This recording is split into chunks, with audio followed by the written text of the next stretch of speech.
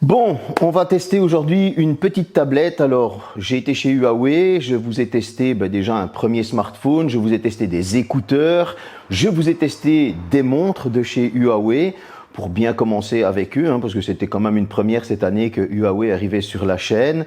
Alors oui, on connaît les difficultés qu'ils ont avec Google, etc. Je vous ai déjà aussi montré que l'on pouvait utiliser Huawei sans Google. Moi, j'ai réussi à le faire, donc pour celui qui est plus téméraire, il pourra le faire aussi. Aujourd'hui, on va tester une tablette. Cette tablette, c'est la Huawei MatePad 11.5S. C'est la Papermate Edition. Vous allez comprendre pourquoi on l'appelle comme ça.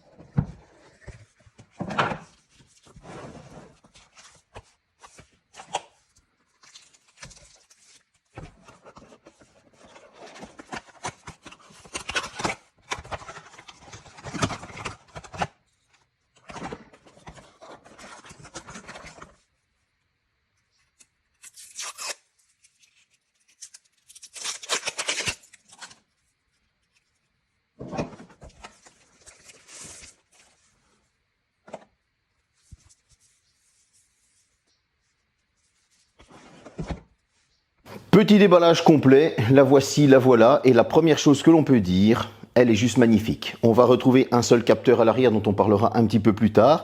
On a le Huawei gravé à l'arrière, alors elle prend légèrement les traces de doigts, sans plus, donc il ne faudra pas la frotter du matin au soir. Lorsqu'on la tient à l'horizontale comme ceci, on va retrouver deux haut-parleurs de chaque côté pour nous donner le meilleur son possible. Sur le côté droit, on retrouvera l'USB type C. Sur le bas, on retrouvera une connectique pour la connecter à son clavier, qui est fourni dans le packaging.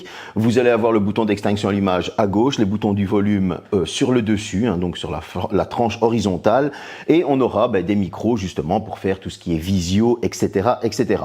Sur l'écran, on retrouve une petite caméra frontale aussi, pour justement tous ces visios, et on remarque directement un écran mat, ce fameux Paper Edition, pour nous donner un effet papier lorsqu'on la touche qui est, je vais pas vous mentir, des plus agréables. On a des coins arrondis, des bords arrondis, et elle fait juste classe. On a vraiment un design qui est sublime. Elle pèse 510 grammes, elle se fait vite oublier en main, elle est franchement très facile d'utilisation, ça y a rien à dire. Mais honnêtement, le truc on prend même limite plaisir à le toucher, c'est cet écran mat, c'est juste du pur bonheur. Au niveau de l'écran, on retrouve une dalle LCD. Et oui, Huawei a fait ce choix. Nous sommes quand même à un tarif à moins de 500 €. Sur ce choix, c'est une dalle LCD donc de 1,5 pouces. Vous allez retrouver au niveau de la résolution du 2800 par 1840. Donc on est aux alentours des 2,5-3K pour ce qui est de la résolution. Elle va avoir un taux de rafraîchissement qui monte jusqu'à 144 Hz. Alors il est réglable en automatique. Donc si vous le mettez en automatique, elle va descendre jusqu'à 30 Hz. Et monter jusqu'à 140 Hz pour vous donner le plus de fluidité possible. Qu'est-ce que j'ai pensé de cet écran? Bon, en dehors du toucher, qu'on pourrait limite en faire un doudou, je vais pas vous mentir, cet écran, il a franchement une très bonne colorimétrie. Pour du LCD, j'ai été étonné de voir à quel point il pouvait être fluide, qu'on avait une bonne colorimétrie, pas de couleur trop claire ou trop pâle, comme on dit. Il n'y avait pas de saccade, il n'y avait pas de ralentissement, pas de bug. Bref, il fait clairement son travail. Vous allez pouvoir aller d'une application à une autre, vous allez pouvoir scroller, naviguer, je ne sais pas comment vous appelez ça, sur vos réseaux sociaux. Attention toutefois que pour aller sur vos réseaux sociaux, il faudra utiliser la technique Huawei, comme il n'y a plus de Google, donc voilà, dans le store, etc., Instagram et tout ce qui va avec, il faudra passer par la technique Huawei. En tout cas, pour pouvoir surfer, c'est juste du bonheur. Pour aller sur Internet, vos applications favorites, vous n'aurez aucun souci. Le seul petit souci, ce sera tout simplement de les installer, bien évidemment, ou d'utiliser l'autre technique. Chose qui est assez sympa aussi avec cet écran, Ben, c'est ce petit pen que l'on va pouvoir utiliser. Ce petit pen, il a franchement une pointe qui est très fine. Vous allez pouvoir faire du dessin. Alors, j'ai pas fait de dessin parce que je suis totalement nul, hein, je vais pas vous mentir.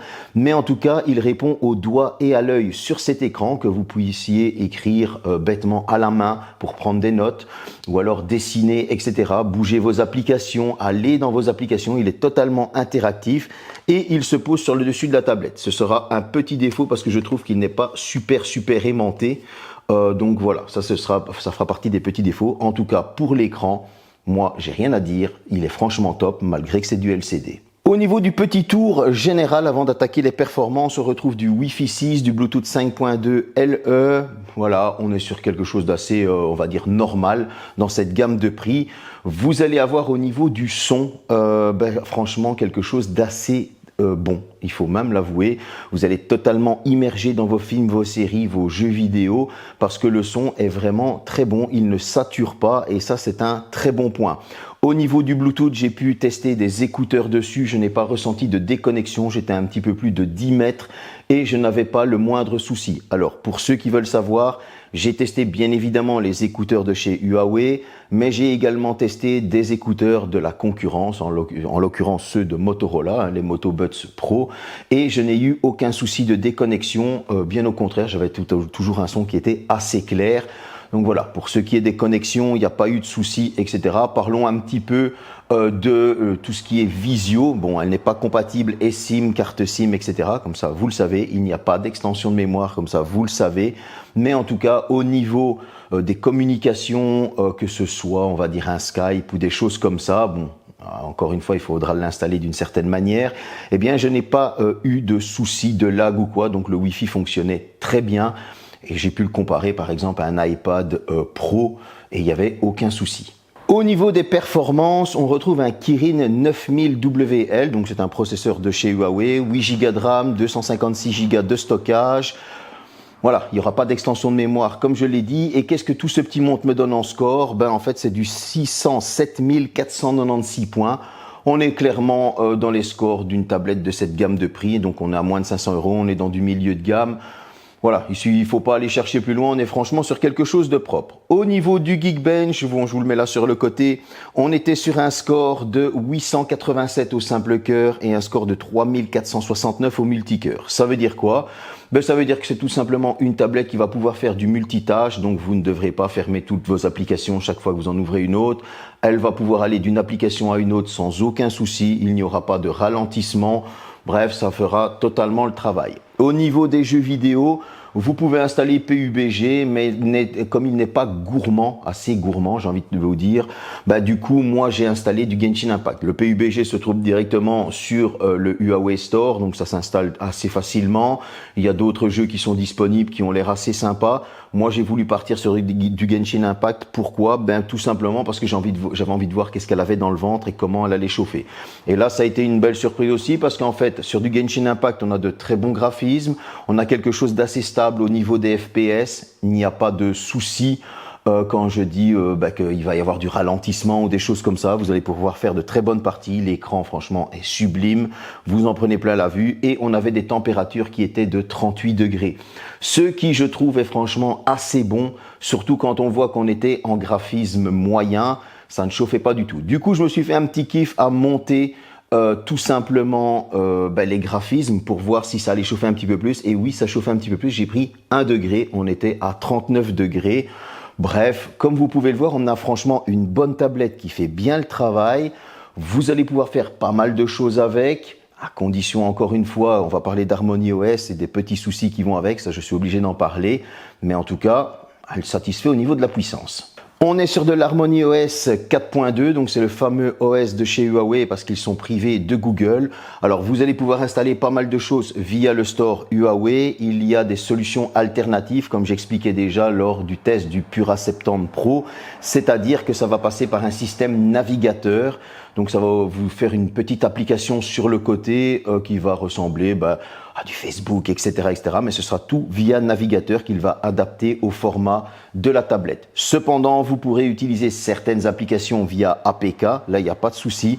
Mais malheureusement, il y en a quand même parmi elles qui ne fonctionnent pas. Et ça, c'est bien dommage. C'est là où la tablette est un peu limitée. Et franchement, c'est pas cool. Parce que quand on voit le matériel que j'ai dans les mains actuellement, elle mérite franchement d'être beaucoup plus exploitée.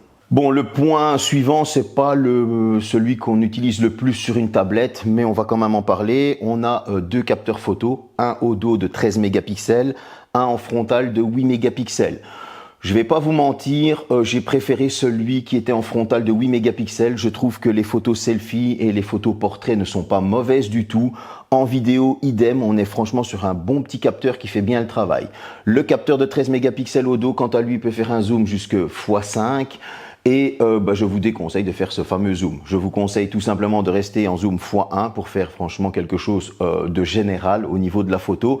Et vous allez pouvoir filmer jusqu'en 1080p 30 fps, ce qui suffit largement. Je pense qu'en photo une fois et en 1080p 30 fps, ça suffira tout simplement pour un boulot si vous voulez prendre quelque chose de général pour vos photos, etc. Mais par contre, tout ce qui est communication avec la caméra frontale, là, c'est juste top. Elle est vraiment très bonne et les petits micros qui l'accompagnent, on a un très bon son. 8800 mAh pour ce qui est de la batterie. Un câble fourni, un chargeur fourni, ce qui n'est pas négligeable parce que ça devient rare de nos jours.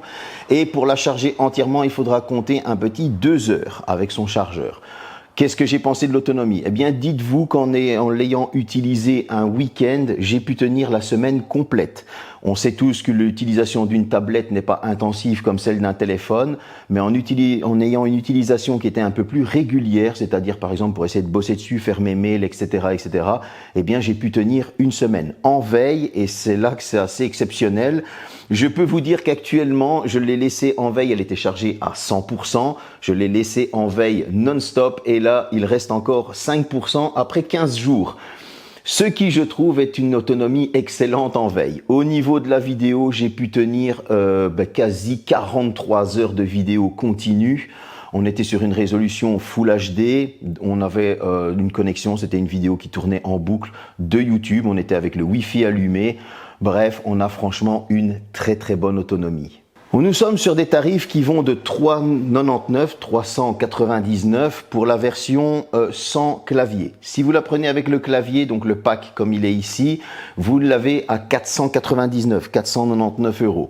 Qu'est-ce que j'ai pensé de cette tablette? Alors, au niveau des défauts, ce qui est dommage, c'est que si vous prenez le pack avec le clavier, eh bien, ce sera un clavier QWERTY et donc pas de clavier AZERTY, ce qui est assez dommage. Deuxième petit défaut, c'est ce pen, la tâche, elle est pas terrible, il tient pas des masses, ça dépend où vous le mettez. Si maintenant on le met ici sur le côté, là ça tient.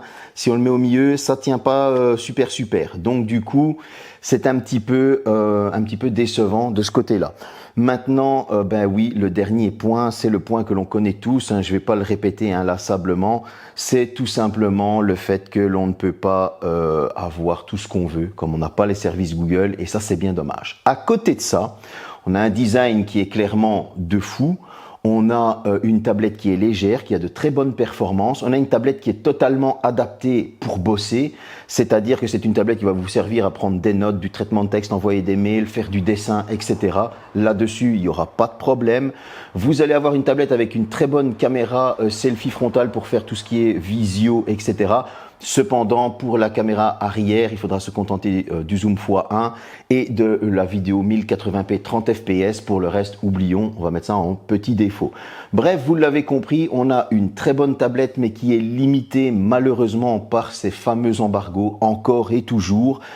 Même si c'est vrai qu'il y a quelques petites choses qui pourraient être améliorées, mais en tout cas, moi, je l'ai vraiment bien apprécié.